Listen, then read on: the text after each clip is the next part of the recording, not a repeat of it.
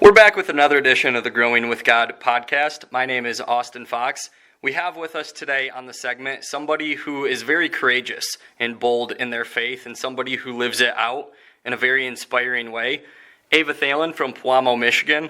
She will be a senior at PW this upcoming school year. Ava, thanks a lot for being with us today. Yeah, thanks for having me. The first thing that I wanted to talk about with you was growing up in a very Catholic town in Pewamo and what it was like living out your faith when you were younger. Could you just talk a little bit about how your parents and family as a whole really ingrained the faith in you from a young age? Yeah, I would say we went to Mass every Sunday, and also just having something to look forward to after Mass. We'd go to my grandma's, and yeah, just going to Mass. We would also, I had this book when I was younger, and it would just be like my first Mass or something. I just follow along with the Mass and stuff. So I guess I really enjoyed that, and just having something to enjoy was really great. They helped make it fun in a big way from a young age. Yeah. I've actually seen those books, My First Mass, and it does, as a little kid, that has a big impact on you and oftentimes sticks with you throughout a lot of your life. What was it like growing up in Pewamo? St. Joe's is obviously very Catholic parish, and people are invested in their faith there. What impact did that have on you?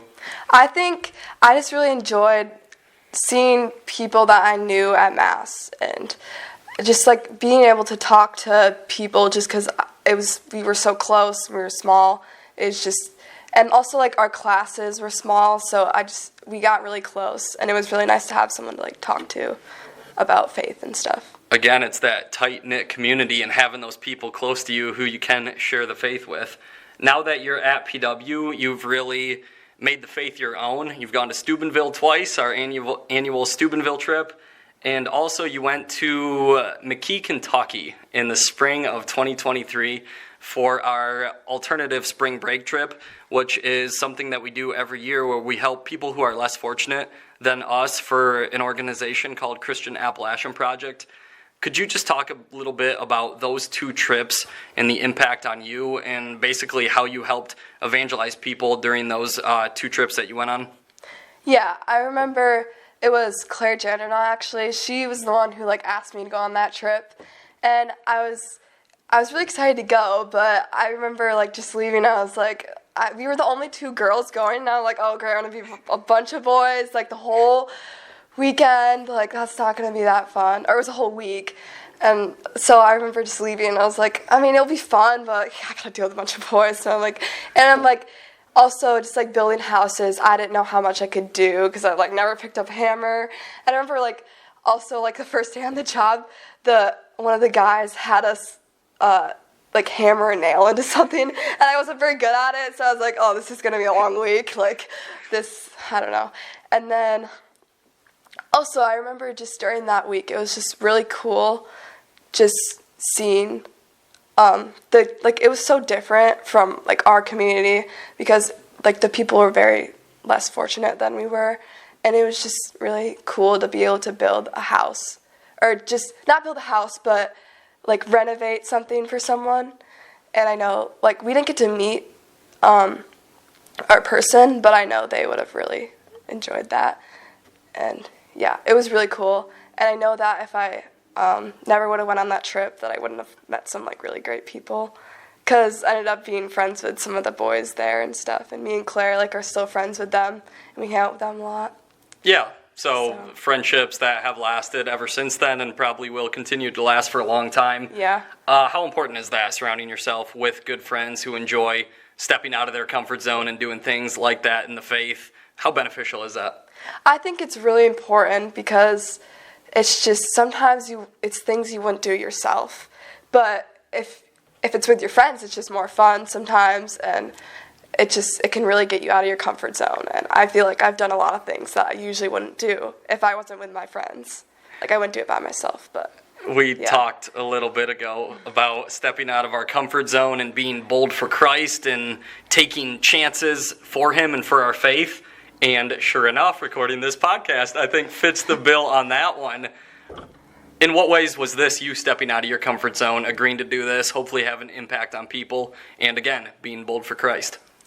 It was very far out of my comfort zone. Like, I almost said no. I was like, I should probably I could just say no right now, but I was like, I should probably just do it because it's something I wouldn't normally do, and that's the type of thing I should do. I should try to step out of my comfort zone, and, like, who knows, like, it could lead to something more. I don't know. God, like, it could be part of God's plan, and it'd be good for me. You oftentimes hear God works in mysterious ways, and sure enough, recording podcast, hammering nails, and doing new roofs, I think fits the bill on that one. But again, look what it's led to. It's led to new friendships, and you getting more comfortable doing stuff like that, which is awesome. You oftentimes evangelize and lead by example. I've seen that countless times over the past few years. I think you're a role model for your classmates and for others at PW. What's that like? Do you kind of take a lot of ownership in that, leading by example and trying to evangelize that way? Yeah, I would say just leading by example. How I do that is just trying to, like, showing people that you can just, like, I guess, like, just stepping out of my comfort zone. That's the type of thing that I do to lead by example. And just, like, saying yes to things like Kentucky. Like, that was probably one of my favorite trips. I really enjoyed that. And also Steubenville. I mean, I've gone twice, but I really enjoyed it both times. It was really fun, so. You're also working at the ARC and have been for a while now. You're actually one of the longest tenured employees there. And what's cool about working there is that you come across so many different people from Westphalia, Pewamo, people from far away. And so you have a chance to interact with a lot of people. And we have crucifixes and countless other Catholic pictures hanging on the walls, and people know it's a Catholic organization.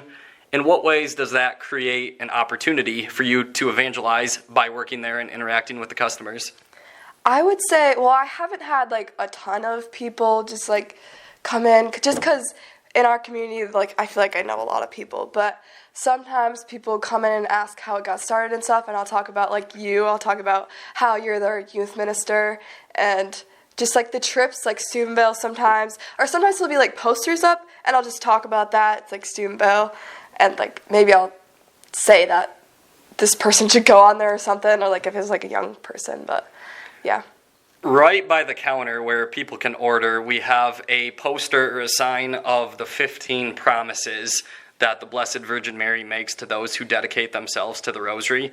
And I think that that's something that catches a lot of people's eyes. I've seen a lot of people reading that. And that's just one of the small ways that we try to evangelize here at the ARC, is by just making people aware of stuff like that and how important it is to take ownership of your faith and say the Rosary, for example. And hopefully it allows them to start doing that and create a closeness with our Blessed Virgin Mary.